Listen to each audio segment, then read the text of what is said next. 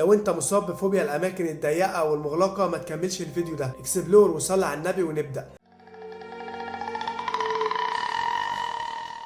في سنة 1968 راجل خطف بنت من عيلتها وكان هدفه ان هو يطلب منهم فدية، واستخدم طريقة مجنونة جدا علشان يضغط على عيلتها. والطريقة انه خطف البنت وخدها في غابة مهجورة وحط البنت في قبر فيه فتحات تهوية وصورها علشان يطلب فدية من عيلتها، وبعدين دفنها في التراب ومشي وبعت الصورة لعيلة الضحية علشان يتصرفوا في اسرع وقت. البنت كانت مركزة جدا في الصوت اللي حوالين القبر، فالخاطف اول ما قفل عليها وردمها بالتراب ركب العربية ومشي. واول ما مشي البنت فضلت تصرخ على امل انها تستنجد بحد، بس كل محاولاتها فشلت علشان لو في حد في الغابة سمعها تستنجد بيه، بس مين اللي هيسمعها وهي محطوطة في قبر في نص الغابة؟ ولو حد سمعها هيفتكر ان هو صوت اشباح مش صوت حد بيستنجد بيه وهيبعد عن المكان. وبعد ساعات الكشاف فصل اللي كان خاطف البنت سايبه مع البنت في القبر، وبعد ما روح الخاطف بعت الصورة لعيلة البنت اللي خطفها، وساعتها العيلة وافقت بدون ما يبلغوا الشرطة علشان بنتهم كانت على حافة موتها، وراحوا علشان يقابلوه ويسلموه الفدية. وللأسف وقت تسليم الفدية الشرطة عدت من نفس مكان تسليم الفدية،